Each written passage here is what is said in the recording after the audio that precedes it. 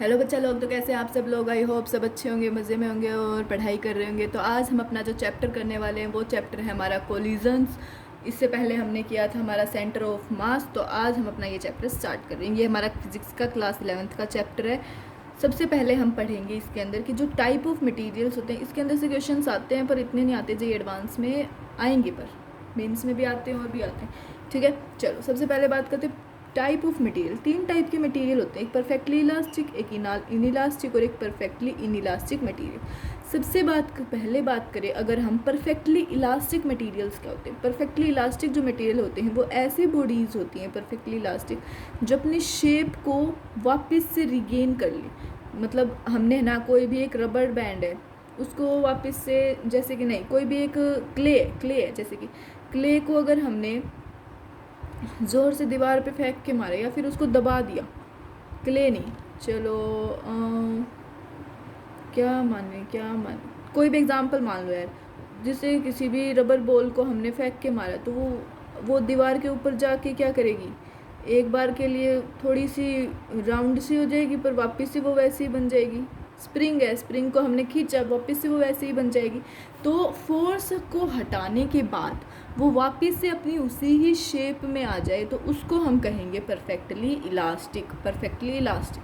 ठीक है, क्ले के बाद वो क्ले बन जाएगी ना, सेम उसी शेप में आ जाएगी कुछ भी करने के बाद, तो उसको हम कहेंगे परफेक्टली इलास्टिक किसी भी फोर्स को हटाने के बाद। ठीक है, यहाँ पे कोई भी एनर्जी का लॉस नहीं होता है, यहाँ पे एनर्जी का लॉस नहीं होता है बिल्कुल भी। ठीक है, अब देखो यहाँ पे फोर्स लगी, एक्सटर्नल फोर्स लगी, फोर्स मतलब बॉडी क्या हो गई, डिफॉर्म हो गई, बॉडी के ऊपर कुछ फोर्स लगी, फिर यहाँ पे फोर्स लगी तो ये ऐसी बन गई, बॉडी हमारी ऐसी बन गई।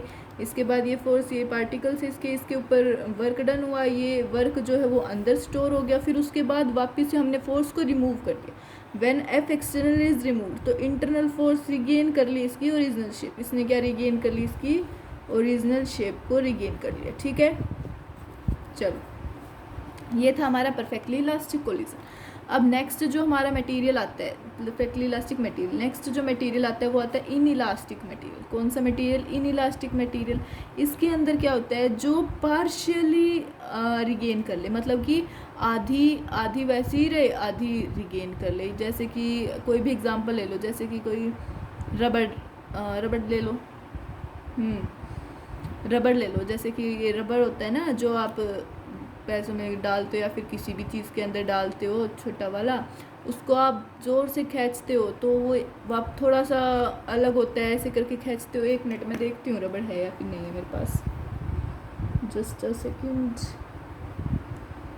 है मिल गया रबड़। देखो क्या होता है ना, इसके अंदर हम इसको जब खींचते हैं तो ये तो जब तो बहुत बड़ा बन जाता है पर उसके बाद वापस से उसी शेप में आ जाता है। देखो ये हमारे पास एक रबर बैंड है, इसको हमने खींचा, इतना हो गया ये, अब ये वापस से इसी शेप में आ गया, बट ये थोड़ा सा ज़रा सा बड़ा हो गया, जिस तरफ खींचा ना उस तरफ थोड़ा सा बड़ा हो गया। तो ये थोड़ा सा इसने अपनी शेप को रिगेन कर लिया, पार्शियली रिगेन किया। तब हमने फोर्स को हटाया, एफ एक्सटर्नल को हटाया, भार वाली फोर्स को हटाया। कुछ एनर्जी लॉस होती है इसकी परमानेंटली, इसकी एनर्जी थोड़ी बहुत लॉस होती है परमानेंटली। ठीक है, तो देखो सबसे पहले फोर्स लगाया, डिफॉर्म हुआ बॉडी पे, फिर कुछ बॉन्ड्स ब्रेक हुए और एनर्जी क्या हुई, लॉस्ट हुई।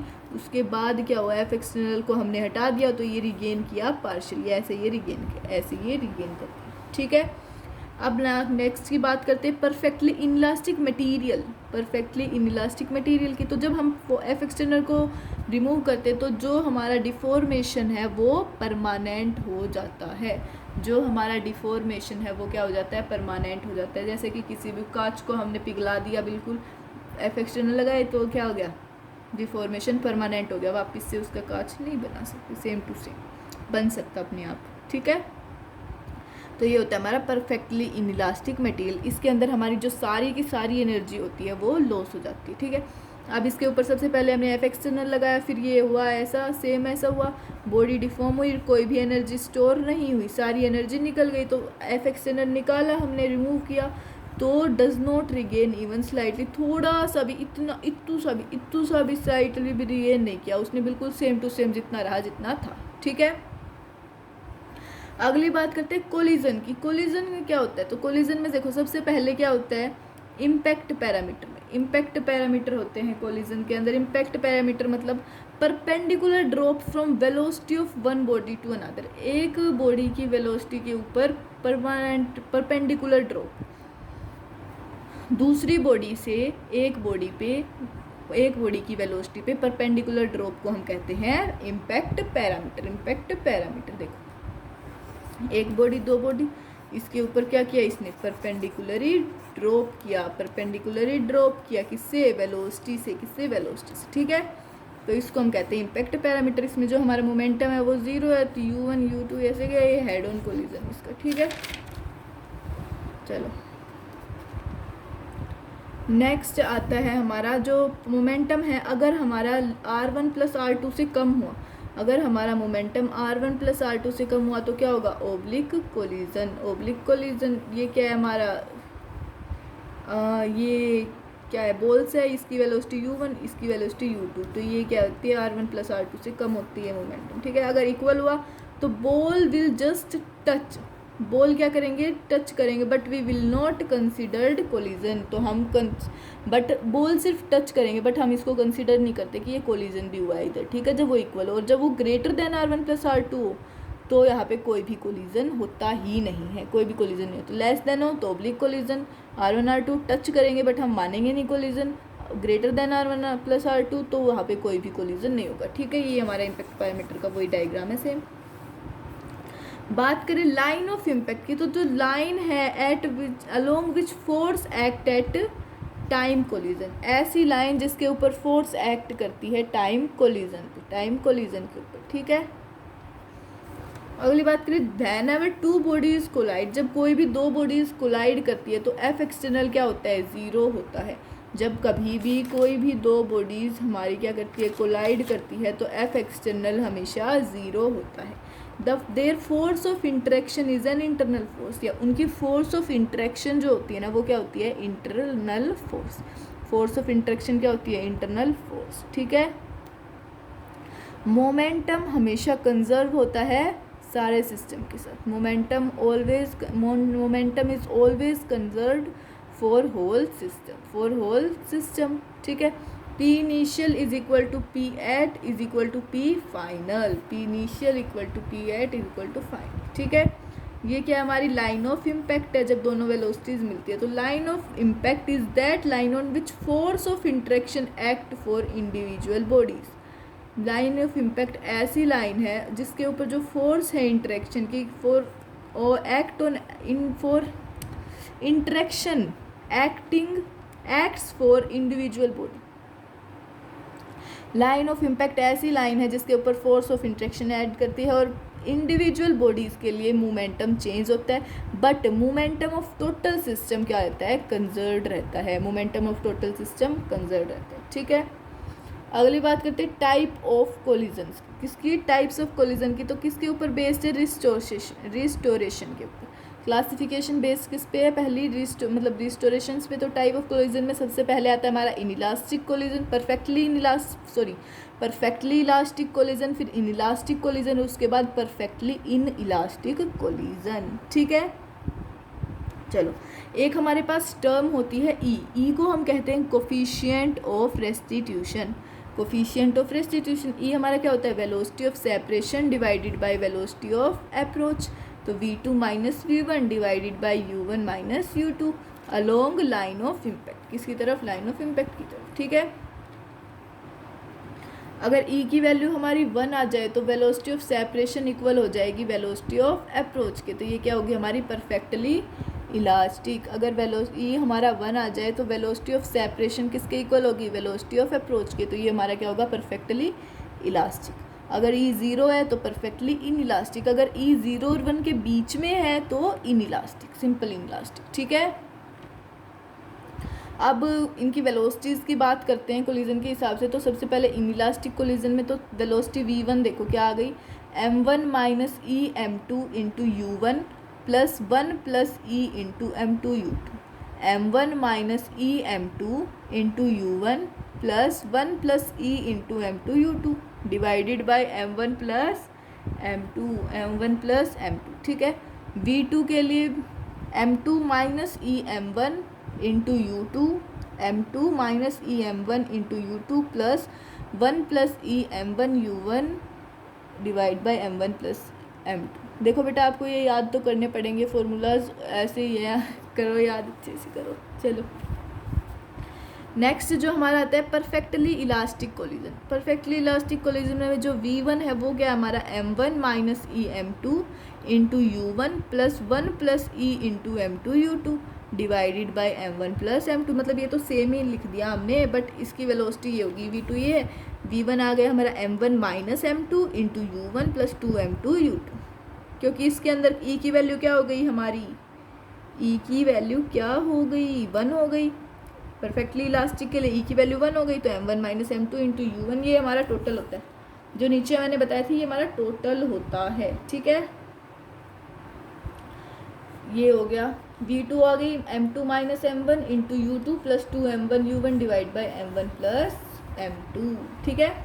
अब इन इलास्टिक कोलिजन इसके अंदर ई हमारा 0 हो गया, तो v1 तो यही था, तो v1 आ गया m1 u1 plus m2 u2 divide by m1 plus m2, v2 आ गया m1 u1 plus m2 u2 divide by m1 plus m2। ये क्या करेंगे, स्टिक हो जाएंगे एक साथ और मूव करेंगे, दोनों के दोनों एक साथ जुड़ जाएंगे और फिर मूव करेंगे। अगर परफेक्टली इलास्टिक कोलिजन, अगर परफेक्टली इलास्टिक कोलिजन की बात करें तो अगर हमारा जो m1 है वो बड़ा है m2 से, m1 is greater than m2, then जो हमारा v है वो आएगा 2u1। जो हमारा v है वो क्या आएगा 2u1।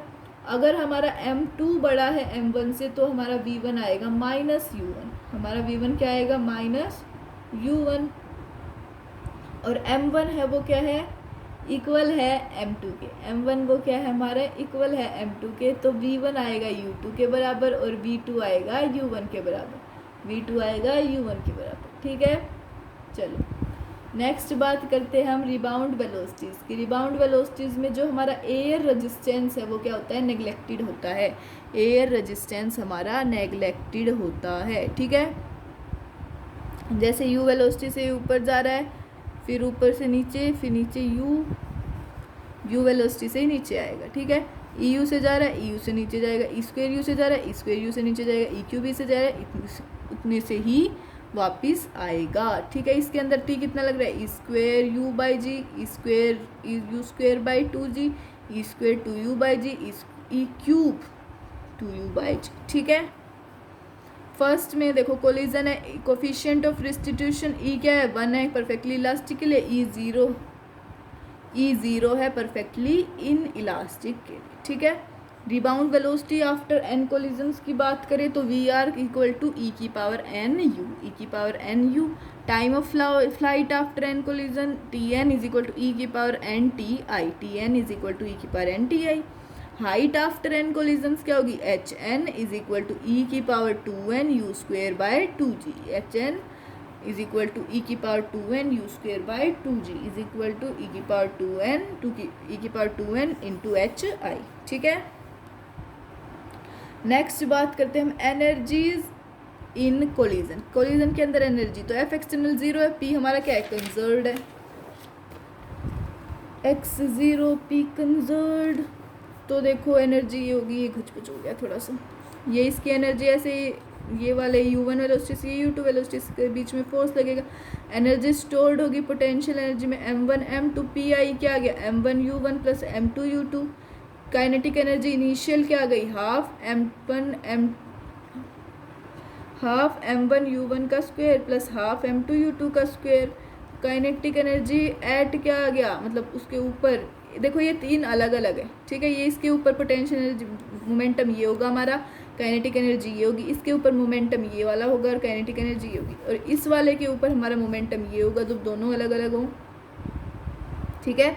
ये परफेक्टली इलास्टिक है हमारा, E इक्वल टू 1, तो इसके ऊपर क्या होगा PF is equal to m1 u1 plus ये ऐसे होगा, देख लो ये total energy initial equal to total energy at equal to final, ठीक है।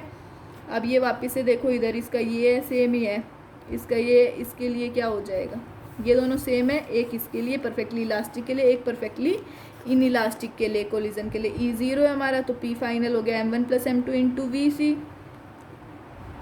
काइनेटिक एनर्जी हो गया हाफ इंटू m1 + m2 का वी सी का square, P I is equal to P at is equal to P final. Kinetic energy is equal to kinetic energy at is equal to kinetic energy final. K I is not conserve, के आई क्या है, conserve नहीं है, तो loss of kinetic energy क्या हो गया, kinetic energy initial minus kinetic energy final. ठीक है, तो लॉस ऑफ काइनेटिक एनर्जी क्या हुआ हमारा, delta K is equal to half m1 m2 divided by m1 + m2 into u1 - u2 का होल स्क्वायर, u1 - u2 का होल स्क्वायर। ठीक है, अगली बात करें loss of energies in collisions. Collisions के अंदर लॉस ऑफ एनर्जी कितनी होगी, तो परफेक्टली इलास्टिक कोलिजन में डेल्टा के क्या आएगा हमारा, ज़ीरो।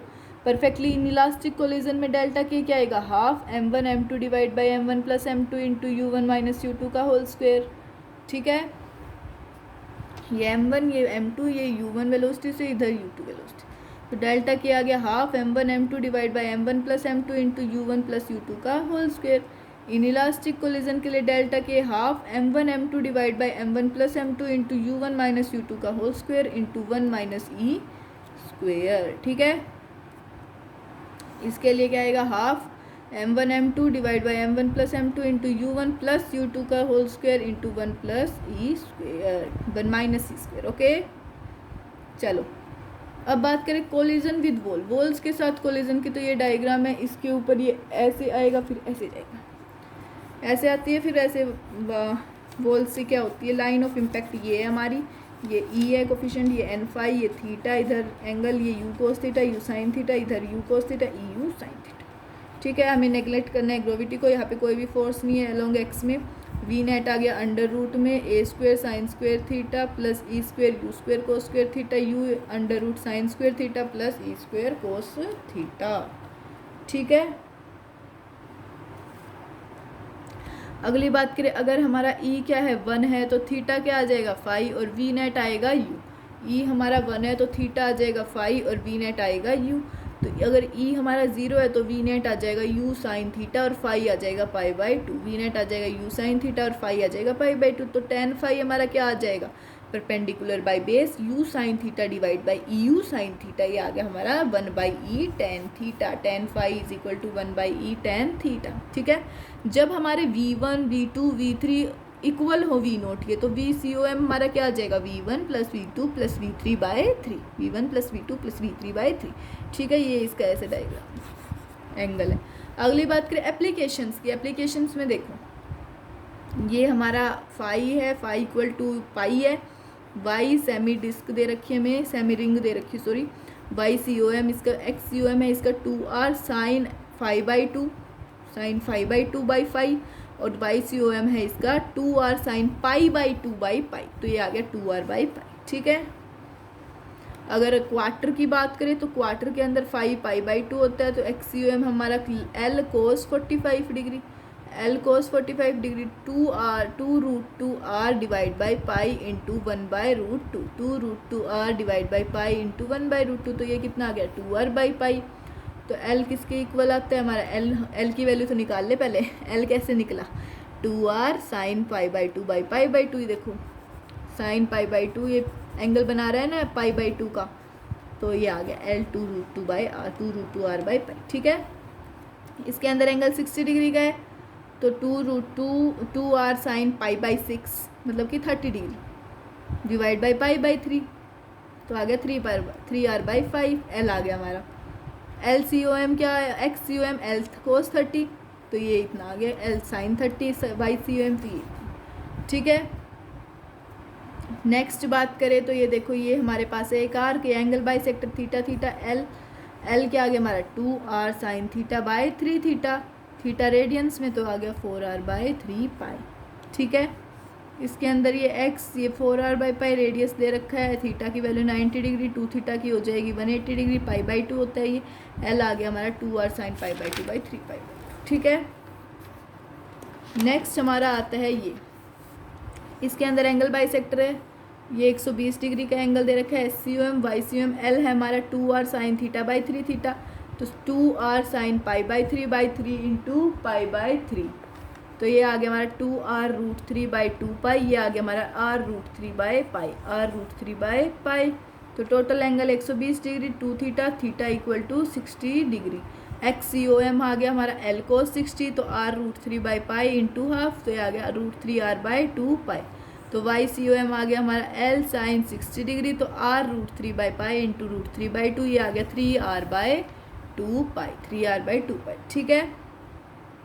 इसके अंदर देखो ये x इक्वल टू KY² ये दे रखा है हमें हेमिस्फेयर टाइप में दे रखा है। हमें एक एलिमेंट लेना है डिस्क एट डिस्टेंस x पे हैविंग रेडियस क्या है x है equal to y is equal to √x/k। तो थिकनेस क्या है इसकी dr थिकनेस क्या है और थिकनेस dr तो x equal to 0 r equal to 0 x ज़्यादा। अगर हमारा x ज़्यादा होगा तो रेडियस ऑफ एलिमेंट भी ज़्यादा होगा। तो एलिमेंट क्या है डिस्क है x कोऑर्डिनेट ऑफ x क्या है हमारा coordinate of COM of element XCOM आ गया integration x dm by integration of dm। तो ये आ गया हमारा